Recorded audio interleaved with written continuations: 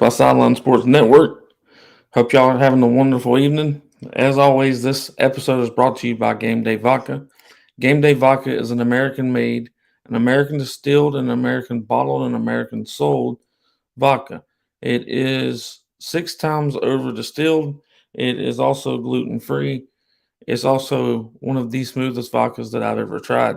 If you haven't given them a shot yet, you can go to GameDayVodka.com and order it as long as you're 21 years of age or older.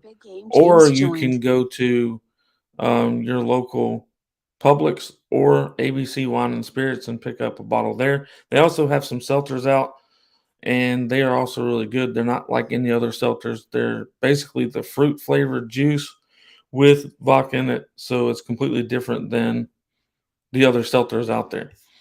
That's pretty much the advertisements for this. We really appreciate Game Day Vodka for being a partner with us, as they tell us all the time how they appreciate our partnership as well. Obviously, we're going to get this out of the way real quick. Notre Dame's a little bit upset because we took Fisk today. They state that it was due to NIL. I don't know how that's let's say that it is NIL that is the reason why Fisk came to Florida State. Let's say that's what it is. So you're openly admitting that Florida State's outbidding you money-wise for top transfers.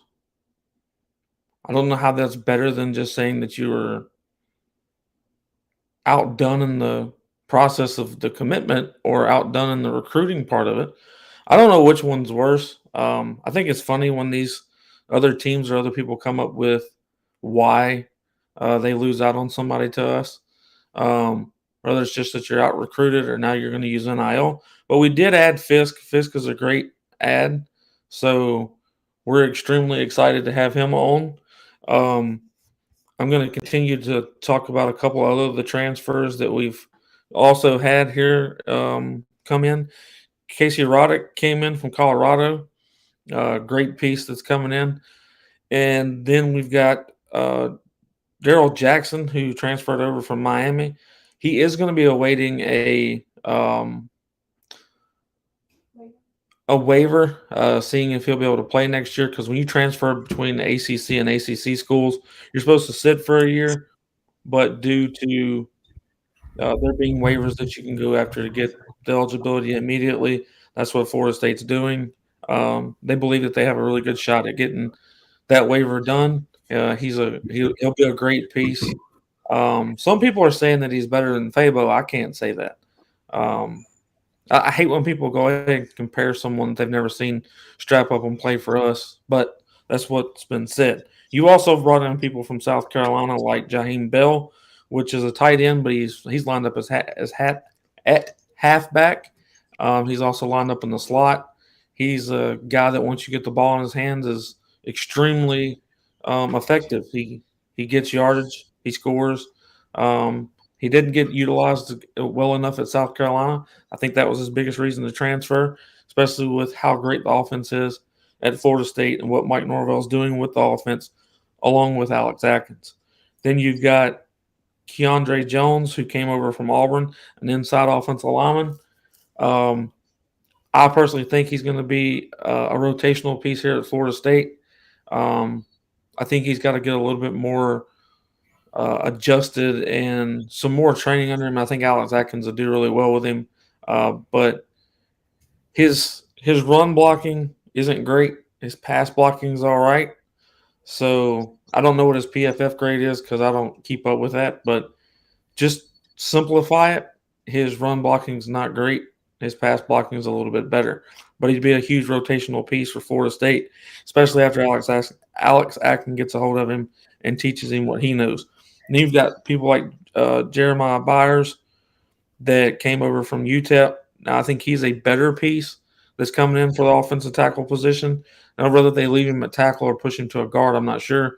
But I'm extremely satisfied with what he's able to do on the offensive line.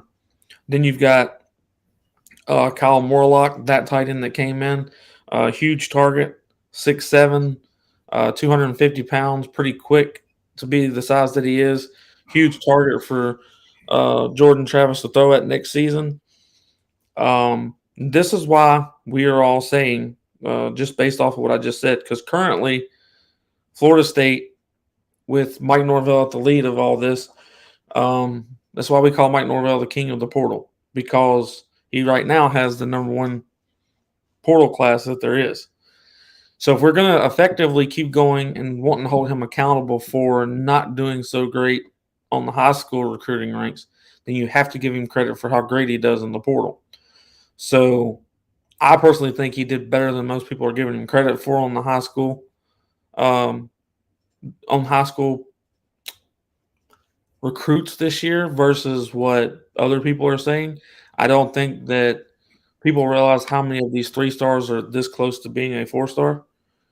So he's taken a lot of high 3 stars where people just see that there's 3 stars. That's what they see. And what a lot of people don't realize is deciphering on how many camps these kids go to helps them gain that extra few points to get to a 4-star or a 5-star for that matter. So I think there's a lot more guys that were taken that are closer to 4 stars than actual 3 stars. Now, where their number fell, they're a 3-star. But you've seen what this staff has been able to do and what Mike Norvell has been able to do with 3-star players over the past couple of years. Some of the greatest players on our team right now, 2 of them weren't even ranked, and the other ones were 3 stars. We have one 4-star player, to my knowledge, that is actually blowing up that was recruited by Florida State. So other than that, you can see what Mike Norvell and the staff has been able to do. That's pretty much – I'm going to let James touch on the transfer portal a little bit if he wants. If not, we're going to move straight into the Cheez-It Bowl and what it's going to look like for Florida State against Oklahoma. But James, welcome. I'm glad you're here. Chip says he's coming on shortly. He's running a little bit behind. But do you have anything you want to touch on for the transfer portal, or do you want to jump right into the Cheez-It Bowl? I mean, nothing much. I mean, we still have things that we're done. I mean, I believe when it's all said and done, we may have an additional 7 to 10 more players that will be added to the roster through whether it be guys leaving for the draft or a couple other guys needing to transfer out. But I do think to talk about Darrell Jackson, young man from Gadsden County, which is right outside of Tallahassee. Mom's a little sick, so I think that's how we're going to. That's the approach that they're going to take. You just wanted to be a little closer to home. Miami's 8 hours away from south side of Tallahassee, so you probably add another hour to where he's from in Gadsden. So you got that. Fisk is again. I think Fisk is more of your guy who's a tweener. Probably could play more edge, like set the edge, could come down into a 3 technique in some pass rush situations. Jackson, I think, would be going back to him. I think he would be more comparable to a little bit better version of what we got from Robert Cooper. He's more of the guy who's going to be in the 1 or the 0 technique, not the 3, where Fabo is. And you want him commanding the double team. He's a large man. So he's 6'6", 6'7", about close a little bit like 330, something like that, if I remember correctly. But I've seen him. I got a chance to meet him last year. He was down in Miami, obviously, but we did some things in the community back in Tallahassee together. And I think he's a great addition. I mean, I think a lot of these guys are upgrades to what you want. And at the end of the day, it's about winning. It's about using the system that's available there and winning championships. Every time there's been a change, people have said they didn't like the rules and didn't know how the game was going to adjust. Not too long ago, or at least I can remember, there was no 85 scholarship limit. There was you could have there was 120 people. There were freshman classes with 30 and 40 guys in, and people were like, "That's just the way it is," and guys were hoarding it. And then when they reduced it to 85, they're like, "How would we ever manage to be able to do whatever it is that we do?" I remember, I don't remember, but I read about a time when freshmen used to not be able to play. You used to have freshman teams in all major colleges. And then when they got rid of that, well, how could these kids' bodies ever adapt to the rigors of college? The only thing that's consistent in life is change. You're either going to adapt or you're going to die. So right now, Mike Norvell is probably doing the best job of adapting to the transfer portal than anybody else. And outside of guys like Fisk, who are, one and dones, if I remember correctly, most of these guys give you the ability to have 2 to 3 years for them. So I also say with the reality that most freshmen don't play, getting a sophomore transfer is about the equivalent of getting if you're going to give me a let's say a 3-star guy who's got a year in college over a 3-star who's out of high school, all things being equal, okay, well, let's make it work. So for some of these spots. Completely agree.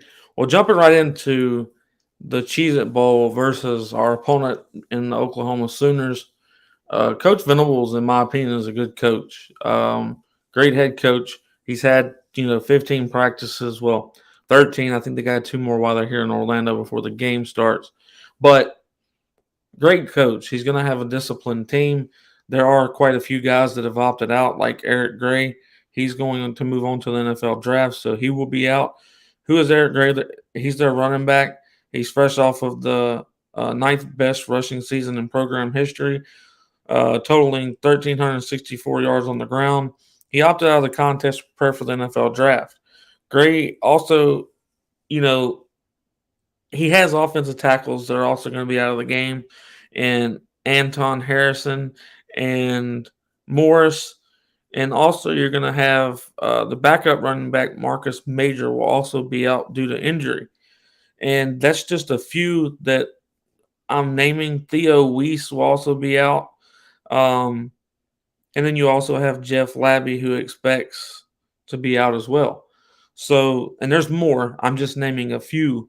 And their offense still looks to be high-powered. They still plan on scoring points against us here in the Cheez-It Bowl. Their defense, even when they had all their starters, isn't a Coach Venables defense anyway. Coach Venables just started this year there. Obviously, him coming over from Clemson, you see what types of defense he's used to coaching and what he's used to putting together. Well, I can tell you that this Oklahoma team does not have that defense. They're not up to par with what Coach Venables wants to see for the future of the Sooners. A lot of people could say we're catching Oklahoma at the right time. But I think regardless of what the Sooners are, Florida State's going to prepare for this game as if they're fixing to play the greatest team in America, as they should every time they play someone. I thought that, Coach Norvell and this staff and the team were, doing a huge due diligence by coming in on Christmas Day.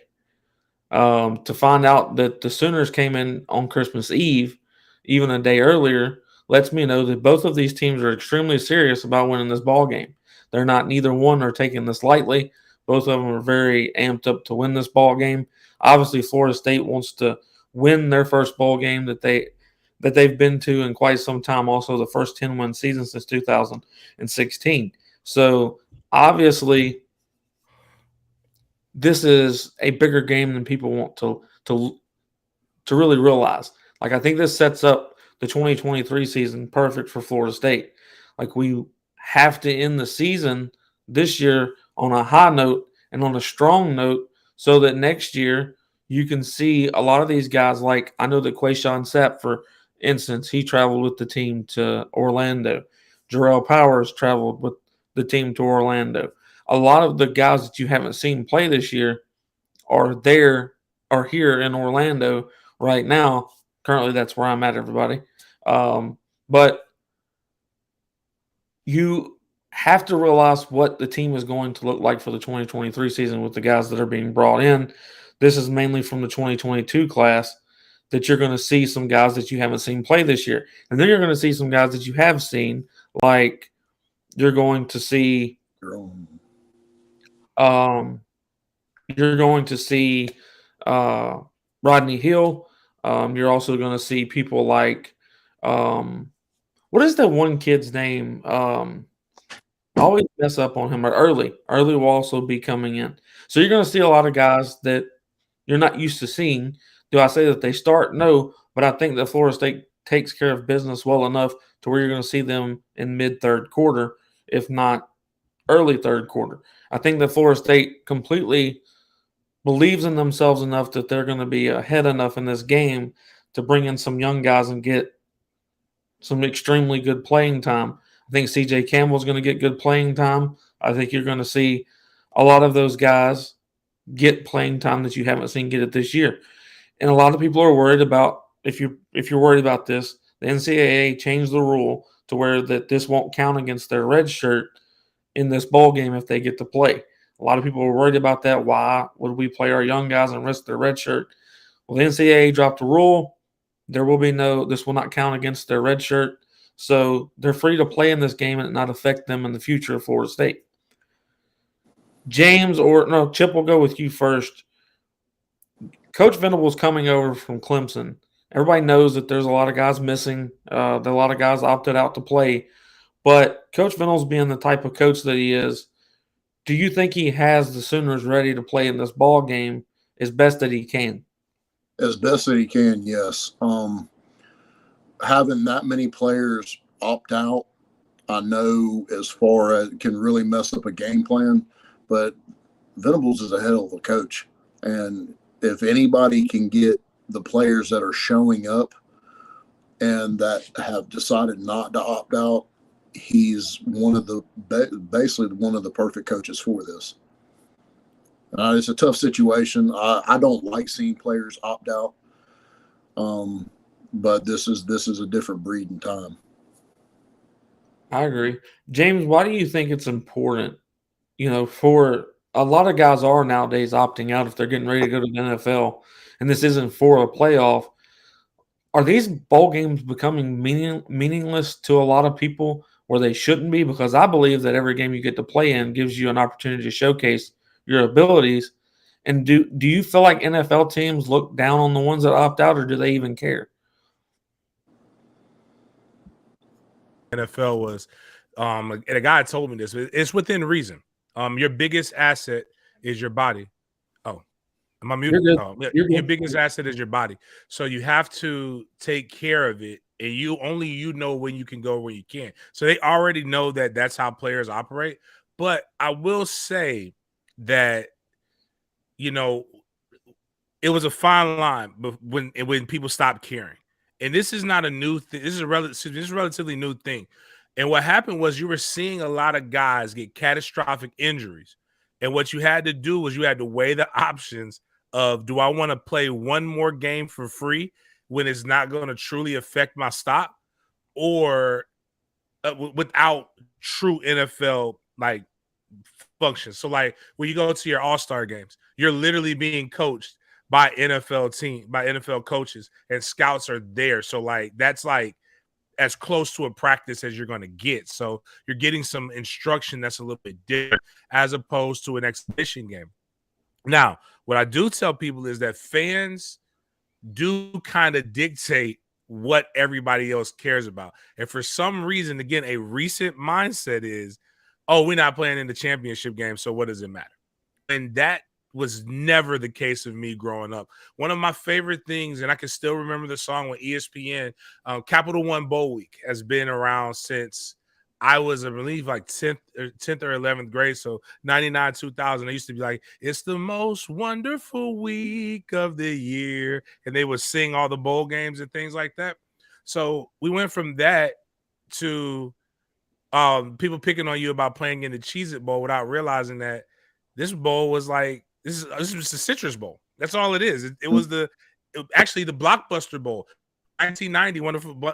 We actually have a unofficial national championship winning the Blockbuster Bowl, which is what the bowl we're playing in now. So I like bowl games. I like the fact that these guys are having fun, but I also like the fact of what Florida State in this bowl game means is a different place than what Oklahoma's been or other schools have been. Florida State is in a situation where a lot of these guys are mulling over coming back. If they can put together a really good showing and a good product, they know it's going to put the world on notice for 2023. And then all they have to do is their jobs.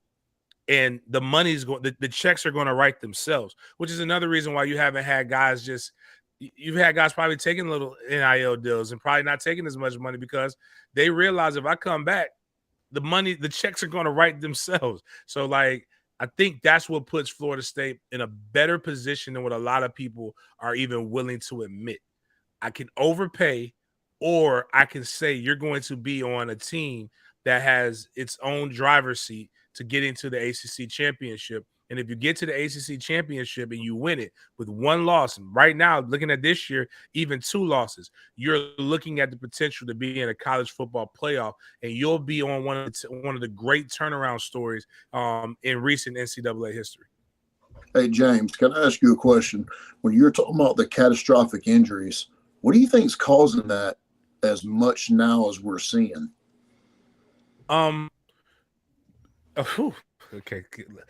Correct. Stop me, Chris, if I nerd out, because this is, what people don't realize is people see the tailgates and the MFTK stuff and don't realize I made a lot of money training athletes. So 1, these are some large mammals.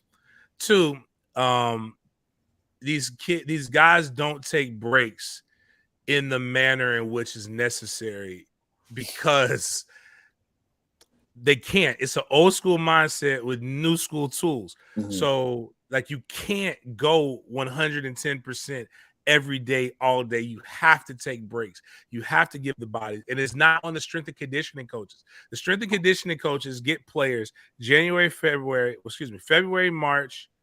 Then they take a little bit of break between March and April, May, June, July, then August, September, October, November, December. So about 7 months, the players are with the coaches, and that's their conditioning.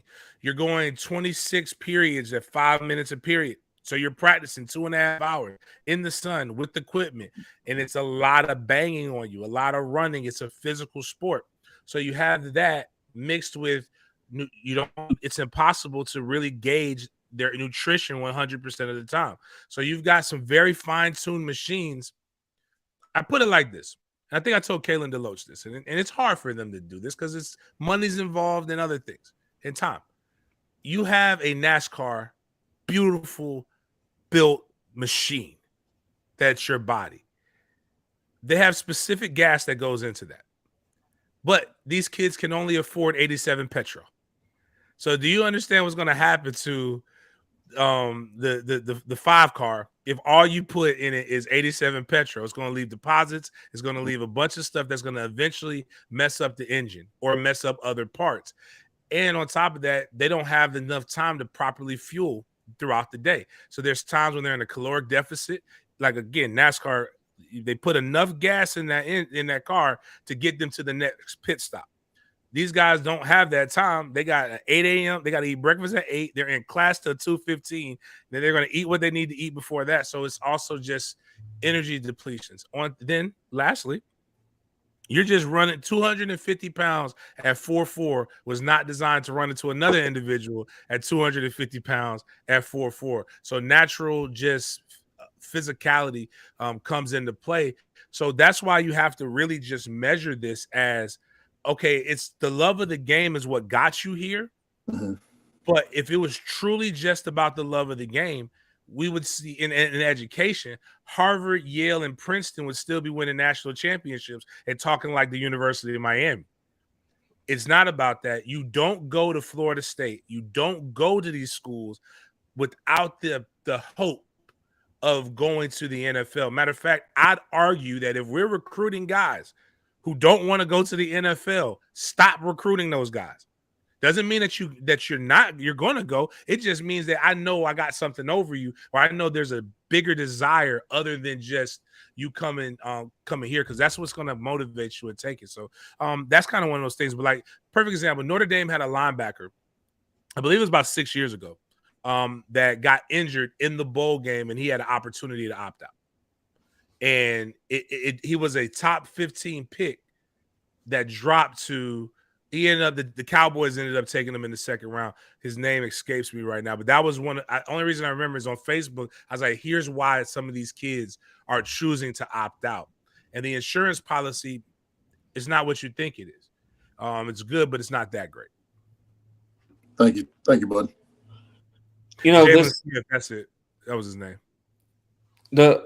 There's some decent comments that are being made about, some of the guys that are that have came in, like this one particular one, Zoe says, I'm tired of waiting 2 years for high school kids to develop and then end up transferring. Example, Quayshawn Fuller.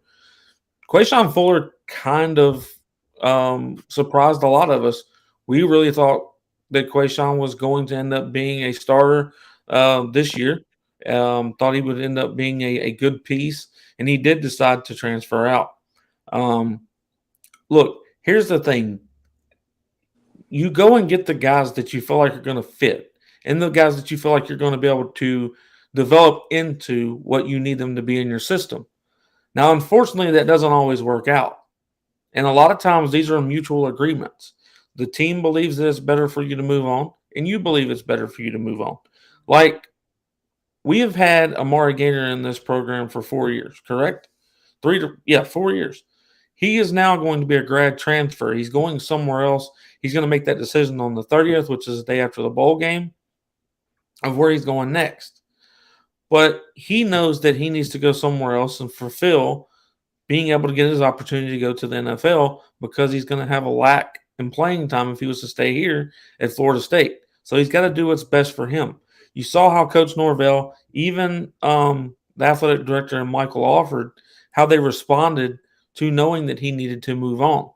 They told everyone that they were getting a great young man, that he was a hell of a leader, and etc. I think that Amari Gaynor fits best in a 3-4 system. We don't run that here at Florida State. That's his best opportunity to show his abilities and advertise what he is capable of doing. Now, there are numbers of NFL teams that run 3-4 and etc. But a lot of these are mutual agreements. Now, do I believe that all of them are? Absolutely not. There's obviously guys that we lose that we don't want to see go, and that's also the coaching staff. And there's also guys that the coaching staff really want to see leave, tell them that they need to leave, and the fan base still gets upset about it. They're like, no, why is he leaving? Why is he leaving? Well, the coaches want him gone because this is as far as he goes. He's hit his ceiling, and we don't know how to utilize him anymore. So deciphering which one of those guys or these guys fall into which category, that's for us, hopefully the media-wise, to try to point out and help you guys that are listening with. But moving on a little bit to the Cheez-It Bowl itself, this is how big of a deal I think the Cheez-It Bowl is. Like, you just heard James earlier state that this is basically the Citrus Bowl like it was back in the day, which it is. It's just sponsored by Cheez-Its, the company itself. So this bowl game is going to revenue somewhere around $6,071,760. Now, a piece of that pie goes to Florida State University. So it is also about money. It does bring money to your school. It brings money to even the losing team or the other team, which would be Oklahoma. Yes, I am stating that they're going to lose. Surprise, surprise. The Florida State guy says Oklahoma's going to lose. But it is big for both schools, not only in the money portion of this, but that part does count. There are a lot of bowl games that are getting played this year, like the one that the Florida Gators played in earlier this month, that they didn't pull that type of revenue. They didn't get a big payday. And is it all about the payday? No, but the better the bowl, most of the time, the more money and revenue gets split amongst the schools and the ticket, everybody. Y'all kind of get the gist of it. But we are just 2 days outside of a New Year's Six Bowl. That tells you that Florida State is on the uprise. We're ranked at number 13. Now, this is where it leads to me to my next question. James, if we go out here, and Chip, I also want your point of view after James gives his. If we go and win this game convincingly, and let's say some other top 10 teams lose their bowl game or don't perform quite as well in their bowl game, does Florida State have a good chance of moving up for next season as far as the rankings go? Do you believe that that's a possibility, or do these bowl games count enough for that to matter?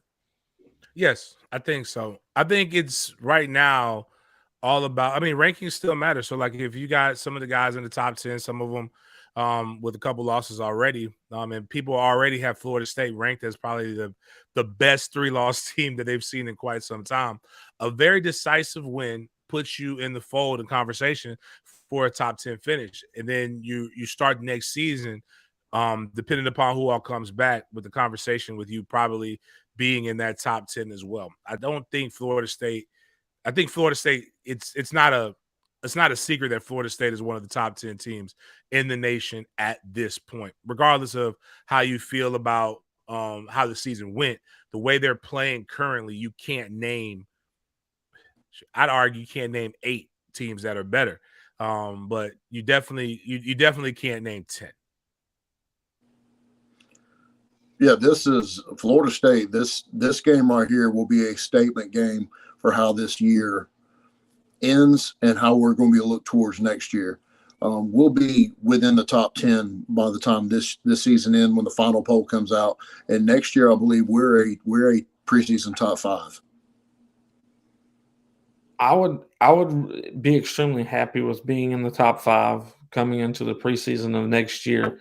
I personally think the Florida State will be disrespected on that regard, and I'm going to put us somewhere around 8th or 9th in the preseason polls, regardless of what top 10 teams lose. This is how weird the poll system is, though. Like, we can come and blow out Oklahoma, and let's say the 3 teams in front of us, 12, and they already played, but let's say 3 teams in front of us get beat. They even lose. Florida State will be ranked above them at the last poll of this season, but very easily be knocked back 3 spots the following season for those teams that just lost. I think that LSU, even though that they got completely handled by Georgia in the SEC title game, I believe that they will be ranked higher just because of being an SEC team. So the biases will come out, and Florida State will fall a few spots just because of. Look, guys, I'm gonna be honest. Next year, for us to end up into the playoffs, we probably have to go undefeated based off of strength of schedule. Other than playing LSU again, depending on what the Gators end up doing, right now they're not even ranked. Miami's not ranked.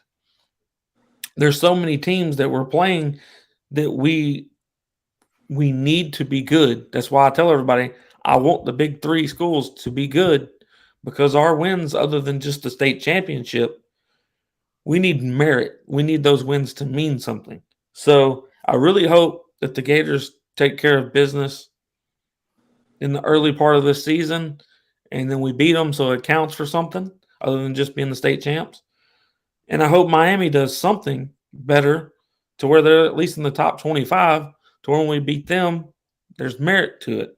Because this is what I'm worried about next year, that we don't play 2 total teams that are ranked in the top 25 throughout the entire season. When we played LSU last year, being the first game of the year, they weren't ranked. Neither were we. We beat them. You saw how much they climbed the ladder and where they got to, but that didn't really count for much for Florida State when we beat them. Because when we beat them, you heard everybody say LSU's just bad. LSU's no good. But then LSU goes on a run, and then it's like, oh, well, maybe Florida State just caught them at the perfect time. It was never that Florida State beat a good LSU team. It was always what have it. So LSU obviously has the bowl game to play in. We'll obviously see how they turn out or whatever happens there. Maybe gives us even more merit, especially if they win it. But Florida State, to make it to the playoffs with the schedule that they have in front of us, I think they would have to go undefeated. So, and that's just my outlook. That's my opinion, and that's way in the future. But we're not giving Cheez-It Bowl predictions until Wednesday, which, Chip, I don't know if you're going to be able to come on Wednesday. So if I you're won't, not, but I'll give you my prediction. I'll text it to you. okay, cool. Taylor will be on Wednesday. Unfortunately, he's doing some Christmas things, even though it's a day later. He's still doing some Christmas things with family, so he's not going to be on tonight's episode. If y'all didn't notice, I keep losing my voice, so y'all forgive me. But James, how important is it for next season for Florida State, recruiting wise? How important is it for us to show out against Oklahoma in this bowl game? Is it important? to the facts that y'all think that we're going to have some type of crazy surge? Because everybody's saying right now in the media that if Florida State doesn't show out in this game, that they feel like the 24 class is going to fall even further down in recruiting ranks than the 23. Why they're using this to gauge this, I have no clue, but just wondering what your thoughts are on that. Recruiting is about relationships, and I think Florida State. We've talked about this on other shows. I think it's just the way that Mike Norvell came in, not hiring enough guys to really nurture and cultivate the state of Florida, along with COVID, and not being able to have people come see your campus, and you were just behind the 8 ball on relationships. Now and then you didn't win. No proof of performance. You can't lose, so don't lose. I don't even want to think about that, but a good sound victory, an exciting victory, shows what Florida State has available to them and what they can do. And that's really what you need to show. The 2024 class, you've already got a blue chipper at quarterback and 4-star Luke Kroenhawk. You've got a blue chipper in Cam Davis at running back. You've got multiple blue chippers at wide receiver. The state of Florida is so deep at wide receiver that you can pick what you want. You've got Tampa Bay Tech has 2 4-star wide receivers there. There's a young man that we're in it for from, I believe, Chaminade High School. And I believe there's one from St. Thomas Aquinas as well. So you've got a couple guys that are there from the skill perspective. Not even going to pretend to even care about offensive line, because I know Alex Sackett's got that. I don't know what they have good or what they don't have good. But I do know 24 and 25, the relationships that you're building now, the excitement that they can actually physically see in a Florida State offense bodes well for what you want to do. So what Mike has to do is go out there and continue to show what it is, so we can say, hey, you see what Johnny Wilson took that guy up to he scored 2 touchdowns in the red zone. Honest, got you. I say it like this: Mike needs to channel the inner asshole Jimbo that he was in 2023. In 2013. Run up the score. Who cares what Venables thinks? Who cares? We may not ever see Oklahoma again. They're down. No problem. Happens. It's not our fault.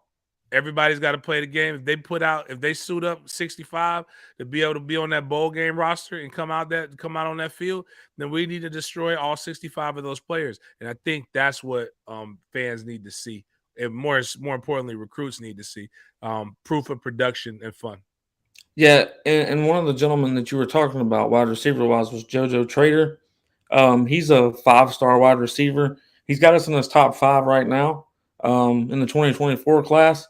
Amongst the other top 4, or the other 4 that are in there, are the Gators, Miami, Ohio State, and Tennessee. And Florida State is doing a very good job recruiting him. Also, proof of product for wide receivers has helped us a lot with the wide receivers in the 24 and 25 class. You've got JoJo Trader that obviously is going to be a dynamic player. I really like what I've seen on film from this young man. And for Florida State to be in his top 5, we hear that a lot in the 23 class. We heard that Florida State was in the top 5 or the top 3 of a lot of these kids, and we just didn't close and didn't seal on them. So that's what I think we can expect for the 24 class, is that you see Florida State closing on these kids more than they were before. Because like James just said, the relationships, we were behind the 8 ball with what COVID happened and all these things that happened. Coach Norvell wasn't able to build those relationships, whereas everybody's like, well, everybody had to deal with COVID.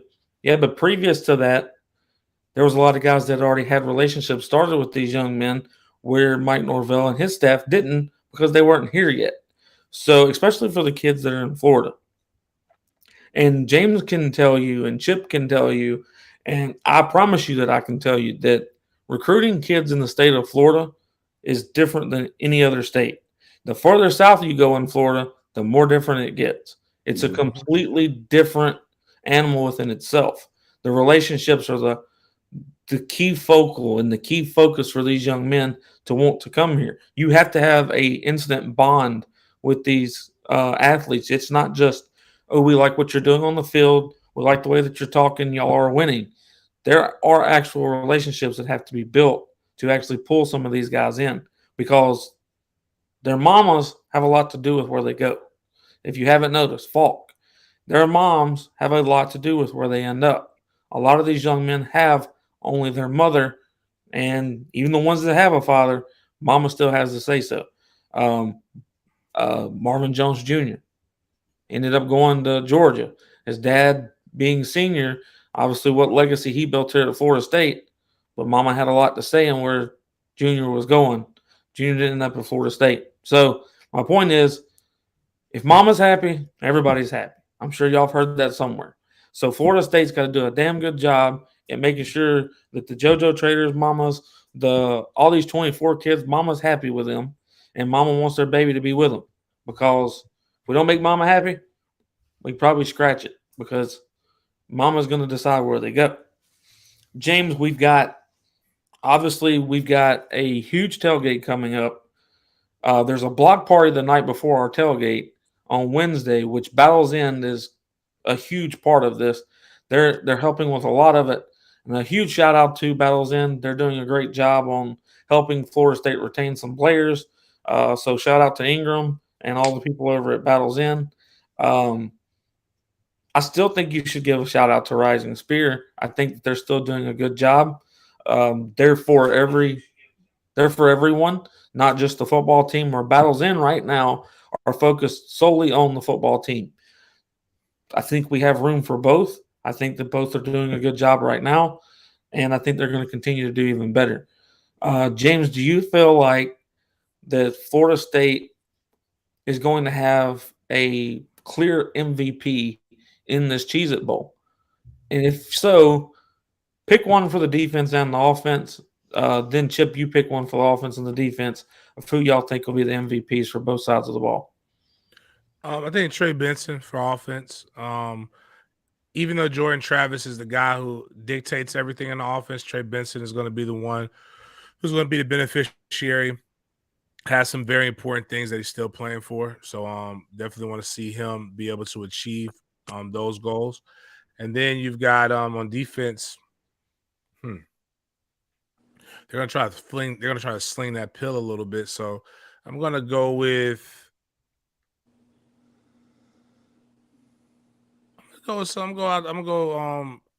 different. I'm gonna go with Patrick Payton.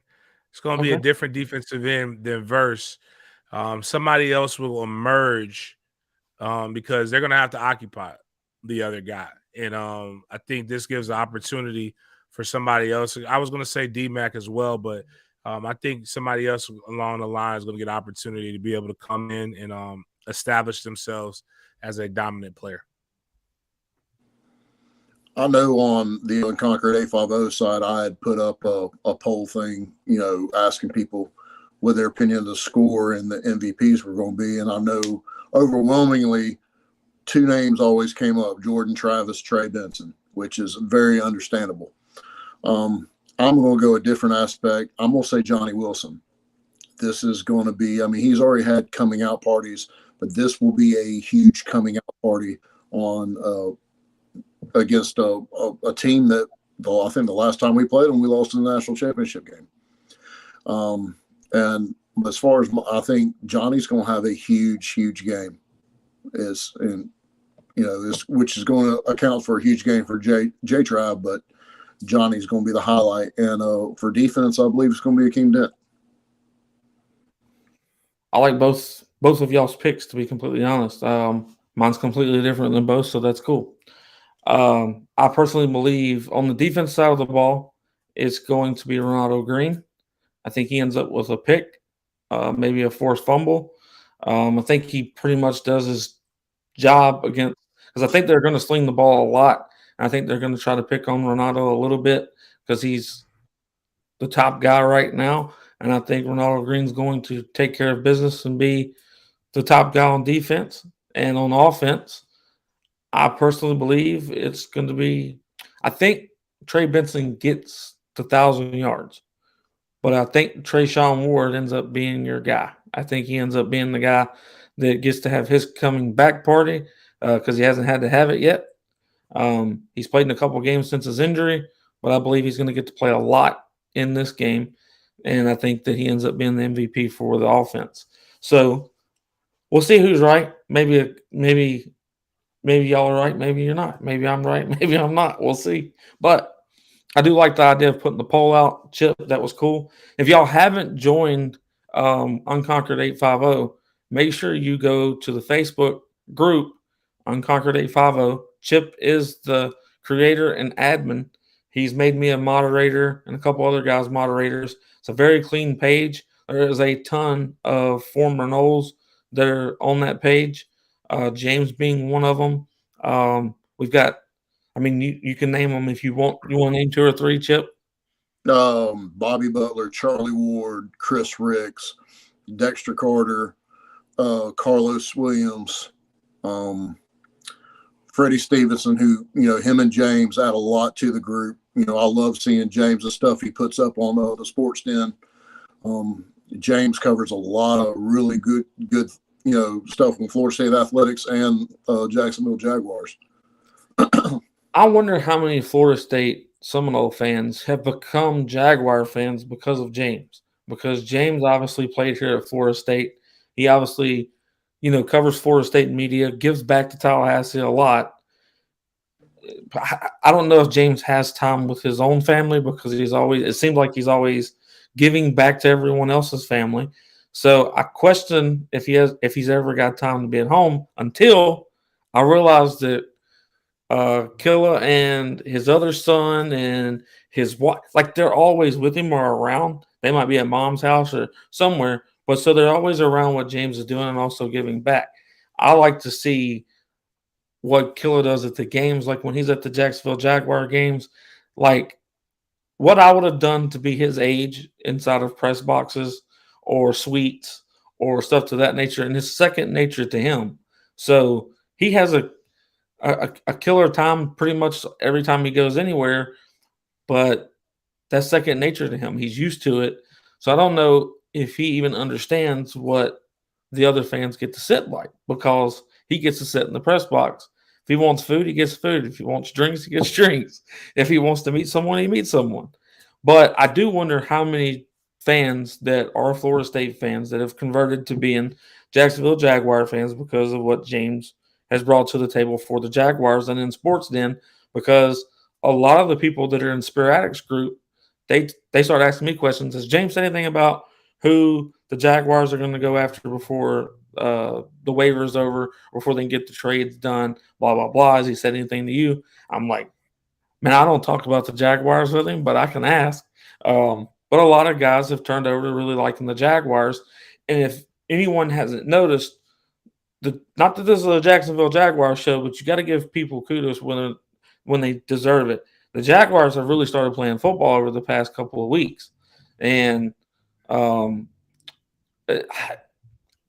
Prince over there now, which he gave Florida State fits when he was at Clemson, and that's Trevor Lawrence, is he's starting to look like a quarterback for the Jacksonville Jaguars. It seems like it. The Jaguars have a huge shot at making it to the playoffs. So did they win their last game that they were able to play in? I know they beat Dallas. They beat the Jets. They beat the Jets on Thursday. Pretty convincingly. Terrible football game, terrible weather. And what's funny is because the Jets won a game which gave the Jaguars sole possession of the first overall pick to get Trevor Lawrence, and then they picked Zach Wilson, and they said that they won this because everybody lied about Zach Wilson, even though like we didn't watch Zach Wilson for 4 years, even though he had a great last year. But I always tell people, like, for so long I had to talk bad about Florida State and Jacksonville, and then also the high school I was coaching at, and then also my son's I-9 flag team. So it was a bunch of bad, so people were getting confused at who I was talking about. They're like, dang, James, I said, guys, I'm not a beat writer for FSU. I'm actually a beat writer for Jacksonville Jaguars. I just like FSU because that's my school, and it just seems like I'm being negative, but I'm just reporting on what happened. But to quote one of my favorite fictional characters, Don Draper, if you don't like what's being said, change the conversation. And the Jaguars are a perfect example of that. You don't like people saying you suck and that you're not doing any good and that it's an awful product to watch and that it's easier to win a Super Bowl than it is to be this bad for this long. You go out there and you win some ball games and people start talking better about you, man. It's very simple. Very simple. Well, James, James, one thing I'll say about you when it comes to Florida State football, and from what I've listened to this season, with you covering the Jaguars, is you approach everything as a realist. You're not here to kiss anybody's ass. You're not there to hype up anybody. You are stating exactly what we see on the field. And hey, as a fan of both Florida State and Jacksonville, I appreciate that. I was just about to say that I knew that Chip appreciated what was being said because he was a fan of both Florida State and also the Jacksonville Jaguars. So I knew that he was really appreciative of what comes across from what James puts out. Taylor is asked a question: how good is the defensive lineman we just brought in Fisk? Me personally, I think Fisk is going to be a great piece for Florida State. I think he's a much needed guy. Even if Jared Verse doesn't leave, when you can rotate the new Fisk guy in, I think he's going to be a pretty dominant piece for Florida State. One person wrote that he reminded him of the poor version of someone, and it's too far up the list now. I don't see it anymore. Warner. Warner. Yeah. So is Fisk not a defensive end? Is he a defensive tackle? I thought he was a tweener. He's like at 265, 270. He's back and forth. Yeah, so like he could be in our system, he'd probably be more of a defensive end, set the edge, give you something different. That's what I thought personally. So, obviously, so next year, because we're talking about the Cheez-It Bowl, and we're also talking about, well, I did a huge segment on the transfer portal at the beginning of this, and obviously we talked a little bit about recruiting, but next year for Florida State, the three reputable wins that you could name right off the top of your head, in my opinion, would be Clemson, Florida if they get their crap together, and Miami if they get their crap together. Like, other than that, can y'all say that there's going to be three notable wins that you could throw in there to say that are worth talking about? Because to me, you don't play NC State this year. Wake Forest probably won't be that great. Can't say that they won't be, but it doesn't look like they will be. So is there any other games to look out for that we think could be on the rise? Like this team could be better than what we expect? LSU, yes, but I'm talking about in conference play. So do y'all feel like any other conference team is decent enough? Maybe, I don't know. We play Syracuse again. I personally just I think we play Georgia Tech if I'm not mistaken, but I'm trying to see if we can find notable wins. I said Pitt before Miami. Okay, I like Pitt better than Miami. Yes. Do we feel like any of them will be ranked in the top 25 though? Ugh. Depending on when we play Pitt, yeah. Duke will be a top 25 team by the time we play. I know everybody doesn't like to say that, but Duke is actually a well-coached team right now. Like they're going to Duke. If Duke can find a way to keep this same coach, they'll become what Wake Forest has been to us the last couple of years. I mean, there's a way to be the smart school that wins ball games. And Duke can figure that out.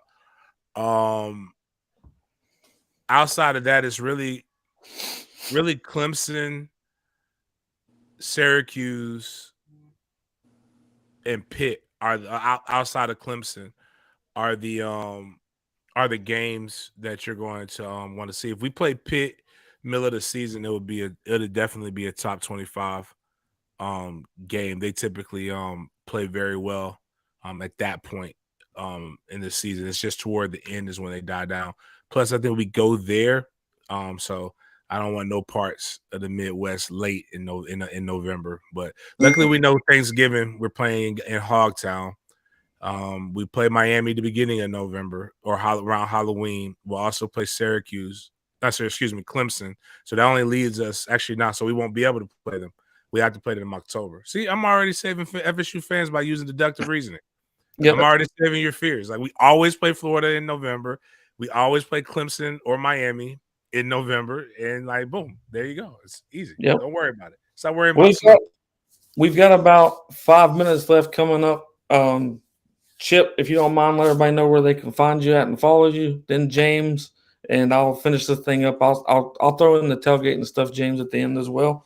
But if y'all don't mind, let them know where to find you, and I'll end this thing. Yeah, you can find me at Unconquered A50 on Facebook, on Twitter and Instagram. You can catch me at Chip Westerly 9.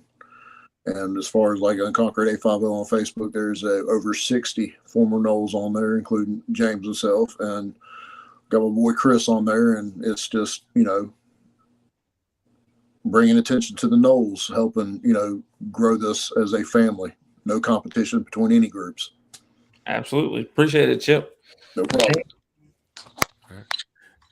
At Big Game James _36 on your Instagram, on your Twitter. James Anthony Coleman on Facebook. Check out the Sports Den. We do it 3 to 4 times a week. Big Games BS. We'll be having more content coming out here in 2023 as me and Chris partner up on some things. For the tailgate, we got 215 people signed up already. We'd love to have more, over 300. We'll stop until the quicker you sign up, the quicker we can make sure everybody's accommodated. So, like, we're going to do our best to make sure we have a great run. We've got 3 parking tickets left. Guys, I don't control that. I literally just did that for convenience. Don't ask me for a parking ticket if you haven't bought a tailgate ticket. But that's the most important thing. Let's win 10 is the goal, and let's party with a purpose coming into the new year. See you guys on Wednesday. Appreciate it, James. Well, everybody, to me, it was a great show tonight. I really hope that everybody was entertained, and I tried to make sure that we answered everyone's questions as best to our ability. It's hard for us to get to all of them, especially when we have so many things going. I do want people to realize that these shows are exactly an hour long because of our TV contract. So we are on Boxcast Television, which puts us across Apple TV, Roku TV, Amazon Fire TV. So we're all over television. So we only have that hour to talk about all of this. So you're probably not ever going to catch us going over on the Mondays and Thursdays. This week's a little bit different. Monday being tonight. Wednesday we have a show because Thursday is the bowl game. So Wednesday, catch us at 7:30 Eastern time as we give our predictions for Florida State versus Oklahoma here in the Cheez-It Bowl. And we'll really do some due diligence on breaking down this game and why we think Florida State will win by what we predict them to win by. So we do appreciate everybody for always coming on and watching and giving us their questions and also commenting toward what their thoughts are. We love when people make their comments as well. So with that said, each and every one of you for the support that you've shown SPEARATICS by Sideline Sports Network, the amount of people that have subscribed to the YouTube channel, the amount of people that are liking what we're doing as far as the content that we're putting out. I appreciate each and every one of you for being a part of the SPEARATICS family, which ultimately means you're an even bigger part of Florida State University. So we do appreciate everything that you do with us and for us. Remember that we also have shirts up for sale. 20% of each sale goes to Florida State players, NIL-wise. We will have on a couple of Florida State athletes as the season ends to get how they felt about their season and what they feel like they're going to accomplish in the 2023 season. So the more that you guys help out, the easier it is to bring these guys on. They, like Derek McClendon, he's been on the show, loves it, says that he loves everything that y'all have, helped him with because we've helped him with NIL hugely. We've helped a couple others. We appreciate everyone for joining us. We appreciate everyone for being a part of the team. For all the people that have said that you love us, we love you too. We're all a big Nole family. NIL is doing something great, guys. We're up there with everybody else. Y'all have a good rest of your evening. Hope y'all have a good one and go Noles.